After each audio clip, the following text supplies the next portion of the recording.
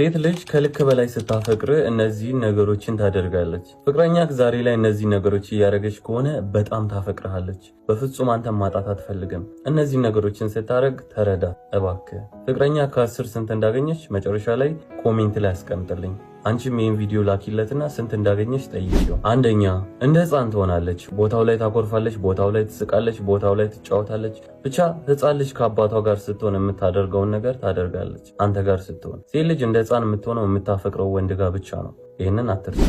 ሁለተኛ ስትኮራረፉና በመሃላችሁ አለመግባባት ሲፈጠር ያንን ግንኙነት ለማስቀጠል ታለቅሳለች፣ ታኮርፋለች፣ ትለማመጣለች። ከልክ በላይ ያንን ግንኙነት ለማስቀጠል ትሞክራለች።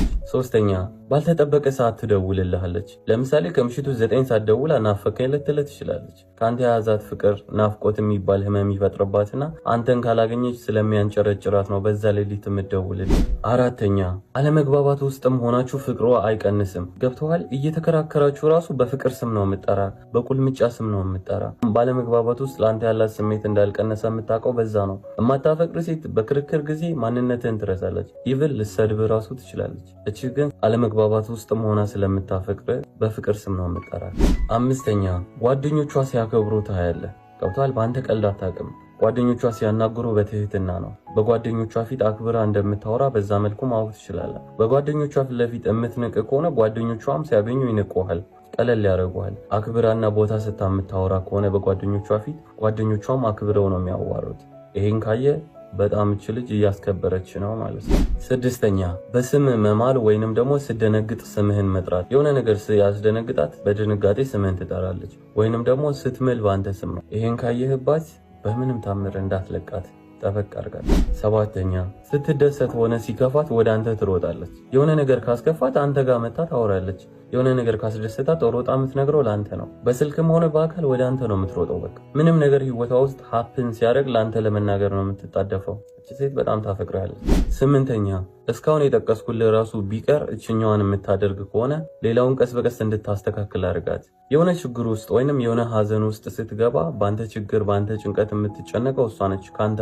ከአንተ በላይ ለመፍትሄ ትሯራጣለች። ከአንተ በላይ መፍትሄ ለማግኘት ትፍጨረጨራለች። ያንተን መከፋት በምንም ታምር ማየት አትፈልግም። እራሷ ላይ ቢፈጠር መፍታት የማትችለውን ችግር አንተ ላይ ሲፈጠር ትፈታዋለች። ያ ከእውነተኛ ፍቅር የመነጨ መስዋዕትነት ይባላል። ዘጠነኛ ይሄ ነገር ደብሮኛል አታርጊው ያልካትን ነገር ብትለምናት አታረግም። ደግማ ብትሞት አትደግመውም። አንተ ያልተመቸህን ነገር ትተዋለች። ስታረግ አትገኝም፣ መቼም አታረግም። አስረኛ አንተን ማጣት እንደምትፈራ ሁልጊዜ ታወራለች። አንተን ባጣ እኔ ሰው አልሆነም፣ አንተን ባጣ ሞትብሃለሁ፣ አንተን ባጣ ጎዳብሃለሁ፣ አንተን ባጣ መሆነውን አላውቅም፣ አንተን ባጣ ብቻ አንተን ብታጣ የምትሆነውን ነገር ታወራለች። አንተን ማጣት ነው የሚያስፈራት። አንተን ማጣት አትፈልግም። እቺ ሴት በህይወት ውስጥ ካለች የዛሬዋ ፍቅረኛ እቺ ከሆነች አባቴ በምንም ታምር እንዳታመጥ፣ በምንም ታምር ጠበቅ አድርጋት። የሚደብራትን ነገር ባለማድረግ ተባበር። እንዳታስከፋት፣ እንደሷ ለሷ ሆነላት። እስቲ ልጠይቅ፣ ፍቅረኛ ከነዚህ 10 ውስጥ ስንቱን አሟልታለች? በፍቅረኛ የማታፍር ከሆነ ኮሜንት ላይ አስቀምጥልኝ። ከ10 ስንት አገኘች? አንቺም ለፍቅረኛሽ ላኪና ከ10 ስንት እንዳገኘች ጠይቂው። አንተ ሳትዋሽ መልስላት። እያንዳንዱን ቆጥረ ይሄን አግኝተሻል፣ እነዚህን አስተካክይ ይበላት። እንደዛ ነው ፍቅር የሚዘልቀው። የአንዱን ክፍተት አንደኛው እየነገረ።